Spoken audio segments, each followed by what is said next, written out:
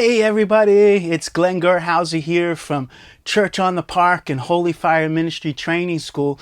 And today I want to talk to you about how to care for others.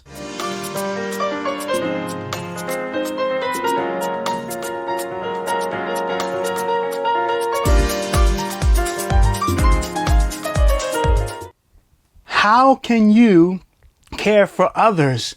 And how can you care for others in such a way that you don't burn out yourself? So I'm going to give you 4 healthy ways to care for others.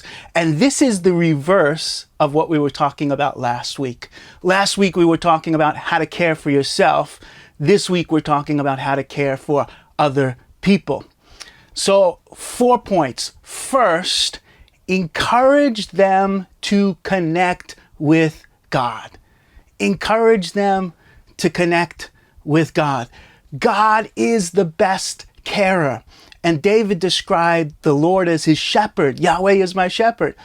And Jesus said of himself, I am the good shepherd. And that whole imagery speaks of caring. God is caring. And the best thing you can do for somebody is to connect them with God. Now, there is a story in Scripture that has captured my heart this last couple of days, and that's from Mark chapter 2.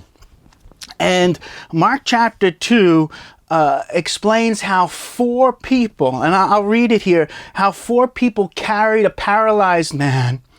And though the place was so crowded, the house was so crowded, they went up to the roof, dug a hole through the mud clay roof, and lowered the paralyzed man down so that Jesus could heal him.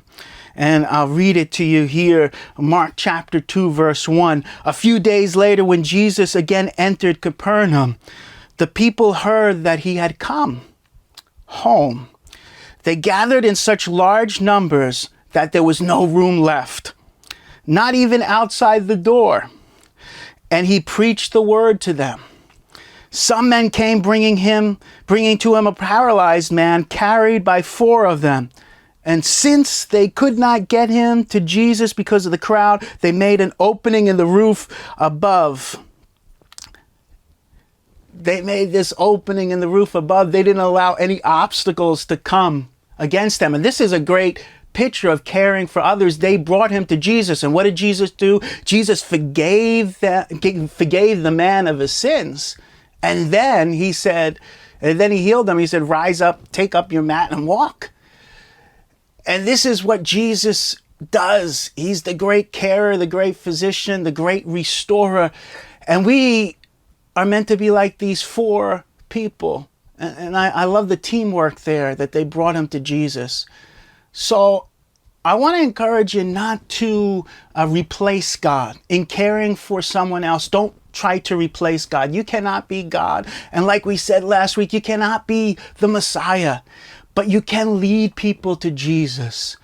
And Jesus is the one who heals, who restores, who enables people to walk, not just physically, but spiritually. So that's the first point. The second point in caring for others is respect their boundaries. Now, I have all of this on a fresh new infographic here, and it looks like the one that I did last week, but it's some different words here. But it's mirroring last week. Respect, the second thing is respect their boundaries. Respect their boundaries. Now, everybody has boundaries, and there's usually good reasons for people and their boundaries. Often, though, we make people feel guilty for their boundaries. So if they say no to us, we put a guilt trip on them. And we shouldn't do that. One of the ways we care for others is we respect their boundaries. We let them have boundaries. We even ask them, what they're comfortable with, so we don't encroach over their boundaries. So here I want to say, when you're caring for somebody, let your approach be gentle. Let your approach be gentle. And Philippians 4:5 says, let your gentleness be evident to all. Let your gentleness be evident to all. So I want to encourage you to let your approach be gentle.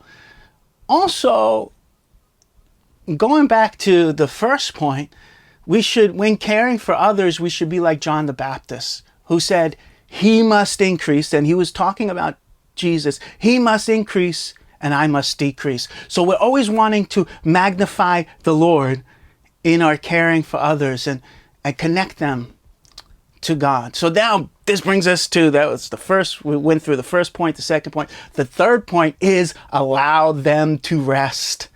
Allow them to rest. And again, don't make someone feel guilty for resting. When you allow somebody to rest, when you facilitate them to rest, what you end up doing is facilitating the healing process, because it's in the resting that people heal, people are restored, people are made whole. So we can do this by helping, by sharing the load, by giving. That all enables somebody to rest. And so I want to encourage you to, when you're caring for somebody, make sure they don't feel like they're slacking off or being lazy for resting. Encourage them to rest. So allow them to rest. And this brings us to the fourth point, the last point of how to care for others.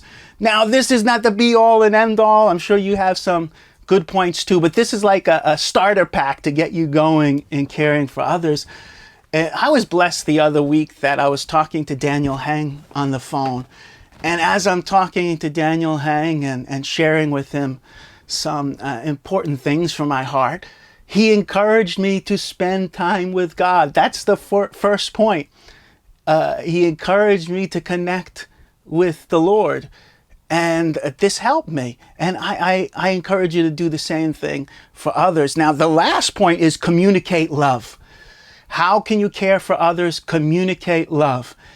And we know that the New Testament teaches us about the law of love. And I have a little quick acronym here for law, and that is this law of love.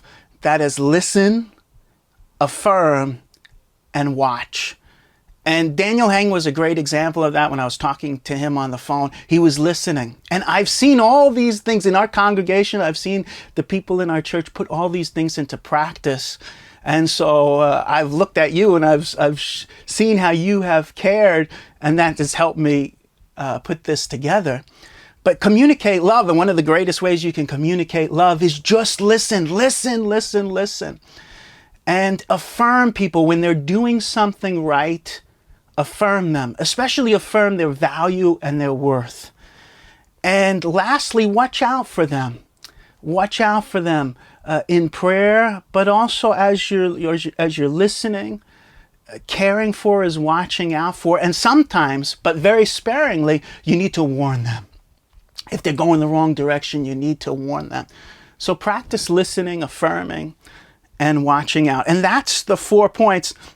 And they spell care in reverse. So encourage them to connect with God, respect their boundaries, the E, the R, the A, allow them to rest, and the C, communicate love. Guys, we have a great semester coming up. Check it out. Starting the 31st of January, 2022, the maturity unit.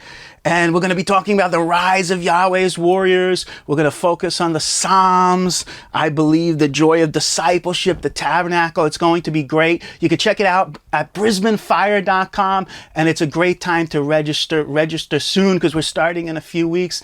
God bless you. Check out brisbanefire.com for more.